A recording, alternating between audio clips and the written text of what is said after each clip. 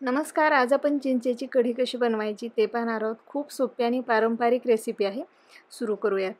त्यासाठी इथे मी चिंच अशी 2 तास पाण्यामध्ये भिजत ठेवलेली होती.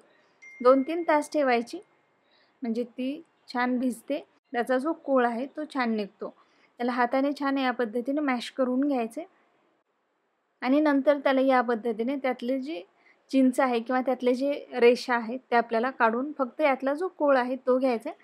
चिंचेचा कोळही मी गाळून घेते, म्हणजे यामध्ये काही जर रेषा राहिलेल्या असतील तर ते आपल्या कढीमध्ये येणार नाहीत. त्यामुळे शक्यतो गाळूनच घ्यायचं. तर तुम्हाला कढी किती प्रमाणामध्ये करायची असेल त्यानुसार चिंचेचा कोळ घ्यायचा आपल्याला आणि यामध्ये पाणी घालायचं. तर खूप जास्तही लागत नाही. आता यामध्ये आपल्याला बेसन पीठ घालायचे. तर सुरुवातीला मी 2 चमचे घालून याला व्यवस्थित मिसळून घेते. यामध्ये पिठाच्या गुठळ्या होऊ द्यायच्या नाहीत आपल्याला. चांगलं मिसळून घेऊयात आणि यामध्ये आपण आणखी पाणी घालूयात. तर पाणी आणखी लागणार आहे आपल्याला. यामध्ये आणखी पाणी घालते मी आणि आता आपण फोडणी करूयात. तर कढई गरम करायला ठेवली, त्यामध्ये तेल घालायचे. तेल तापलं की मोहरी घालायची, थोडे जिरं घालायचे आणि कढीपत्ता घालायचा. आणि उन्हाळ्यामध्ये ही कढी बनवली जाते, यामुळे शरीरातील जी उष्णता आहे तीही कमी होते.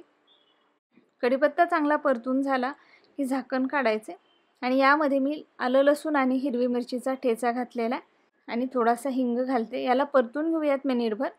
हे छान परतून झालं की यामध्ये आपल्याला थोडी हळद घालायची, मिक्स करून घ्यायची फोडणीमध्ये आणि आपण तयार करून ठेवलेलं जे चिंचेच्या कोळामध्ये पाणी आणि बेसन पीठ घालून ठेवलेलं ते घालायचे आणि ढवळून घ्यायचे. तर यामध्ये गरजेप्रमाणे पाणी घालायचं आपल्याला. हवं तर तुम्ही टेस्ट पाहूनही यामध्ये पाणी आणि बाकीचं साहित्य पुन्हा घालू शकता. तर काही चिंच खूप आंबट असते तर काही कमी आंबट असते, त्यानुसार यामध्ये आपल्याला पाणी आणि मीठ घालायचे. यामध्ये मी मीठ घातलेले एकदा ढवळून घेते आणि यामध्ये गूळ घालते. तर या कढीमध्ये गूळ घालायचं म्हणजे चवही छान लागते. तर बऱ्याच जणांना आंबट गोड कढी आवडत नाही, पण ही कढी आंबट गोडच छान लागते. तर बघू शकता यामध्ये मी गूळ घातलेला पुन्हा मिसळून घेतले आणि थोडी चव पाहून मी पुन्हा यामध्ये थोडंसं पाण्यामध्ये बेसन पीठ मिक्स केले आणि ते घातलेले.